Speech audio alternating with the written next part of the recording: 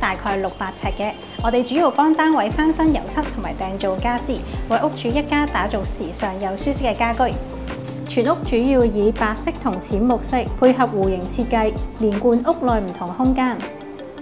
玄關嘅全身鏡係連接咗全高嘅餐邊櫃，除咗淺木色之外，我哋亦配搭咗灰色嘅雲石板，加強返整體嘅質感同埋層次感。為咗增加收納空間，客廳電視櫃係一個高櫃嘅設計，以白色焗漆同埋條紙去減輕高櫃帶來嘅壓迫感。櫃門板之間係以黑色嘅焗漆去加強線條感，除咗焗漆，亦可以用金屬鋼條作為 highlight。細房暫時係一個客房，所以我哋將床架設計到好似梳化床一樣，床嘅三邊都有軟墊包圍，感覺舒適休閒。屋主想打造型格風嘅設計風格，所以主人房會以灰色為主調，床頭板同衣櫃門板都做咗凹線，以深淺不一嘅顏色互相襯托。